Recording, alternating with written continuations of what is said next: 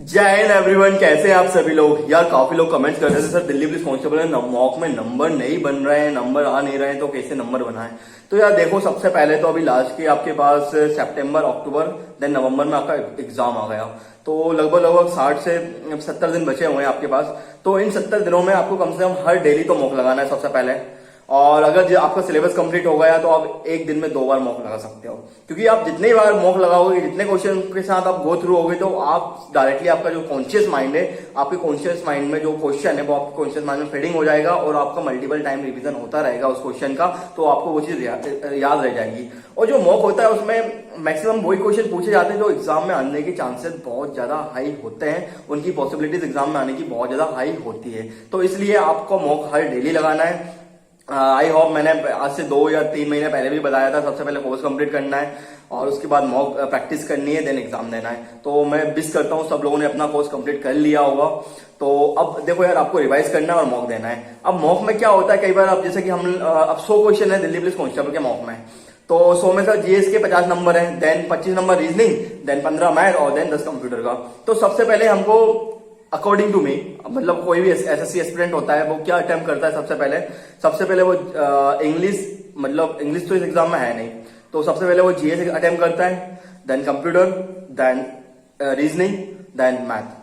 अब बाकी आप अपने हिसाब से कर सकते हो, जैसे आपने प्रैक्टिस करी हुई एग्जाम के अकॉर्डिंग, तो आप वैसे प्रैक्टिस कर सकते हो, वैसे एग्जाम में मॉक दे सकते हो, क्योंकि मॉक में वैसी प्रैक्टिस करना है जैसे हमको फाइनल एग्जाम में परफॉर्मेंस करना है। तो आप अपना डिसाइड करिए सबसे पहले आपको कौन सा सेक्शन अटेम्प्ट करना है, वो करिए।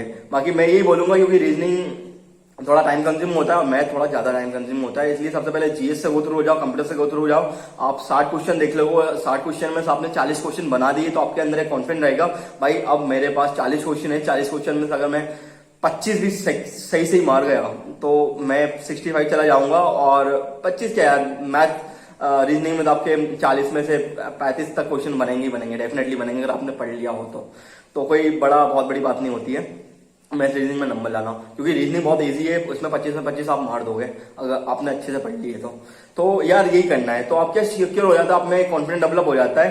तो आपको सबसे पहले क्या करना है, मॉक अटेम्प्ट करने से पहले तो फर्स्ट गो में जितने आपसे 100% एक्यूरेसी के साथ क्वेश्चन बन रहे हैं वो लगा लो, ठीक है। मान लो आपने फर्स्ट गो में आपने 65 क्वेश्चन अटेम्प्ट कर लिए आपने 100% एक्यूरेसी के साथ में, तो आपके भाई 65 नंबर तो सिक्योर हो गए।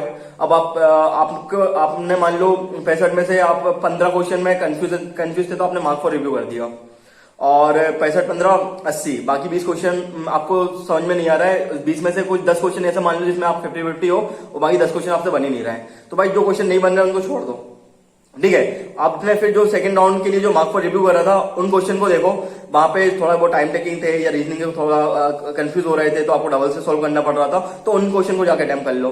तो मान लो भाई आपने 15 में से 10 क्वेश्चन बना लिए तो आपके हो गए 75 क्वेश्चन, अब यहाँ पे 75 नंबर हो गए।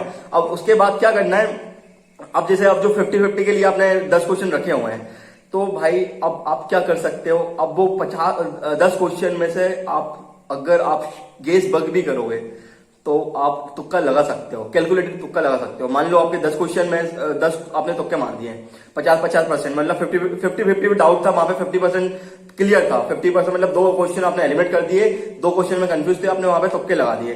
तो आपने तुक्के जहां पे लगाए हुए हैं तो वहां पे मान लो आपके 5 सही हो गए, 5 गलत हो गए, तो 5 सही के 5 नंबर और 5 गलत के 1.4 है, तो 2.5 नंबर, फिर भी आप 2.5 नंबर पॉजिटिव तो रहे ना, समझ रहे हो, तो भाई आप पॉजिटिव ही रहोगे वहां पे, तो आप ये कर सकते हो।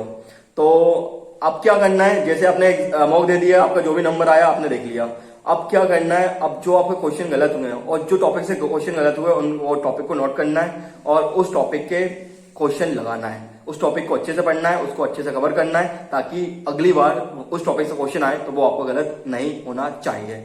तो ये सबसे पहले ये करना है। तो आप अगर हर डेली का मॉक लगाओगे तो आपको डेली पता चलता रहेगा मेरी वीक पॉइंट कहाँ पे है, मेरे को कहाँ पे काम करना है, और उस पॉइंट पे उस टॉपिक पे आप काम करिए। अब जैसा मान लिया आपका रीजनिंग का कोडिंग डिकोडिंग आपका सॉलिड हो गया, अब उसको बार बार पढ़ने से कोई मतलब थोड़ी है।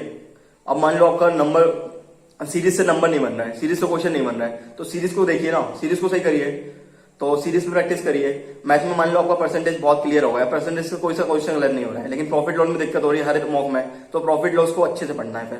तो ये तरीका होना चाहिए, जहां पे गलती हो रही है उन क्वेश्चन को लिख लो, उनको रिवाइज करो और उस टॉपिक को सारे अच्छे से क्वेश्चन लगा लो, उस टॉपिक को डबल से एक बार देख लो, यूट्यूब पे देख लो, किसी टीचर से देख लो, तो आपके यहाँ से गलती होना नहीं होगी। तो यही तरीका है। बाकी 70 दिन है, 70 से ज्यादा मॉक लगाइए। अभी तो हर डेली का मॉक लगाइए, जब लास्ट मंथ बनेगा तो एक दिन में 2-2 3-3 मॉक लगाइए, क्योंकि 90 मिनट यार बहुत ज्यादा होते नहीं है। जितने ज्यादा मॉक लगाओगे उतना अच्छा आपका स्कोर बूस्टअप होगा, उतनी ज्यादा आपकी प्रैक्टिस होगी और आप के अंदर कॉन्फिडेंस डेवलप होगा। Thank you so much. जय हिंद।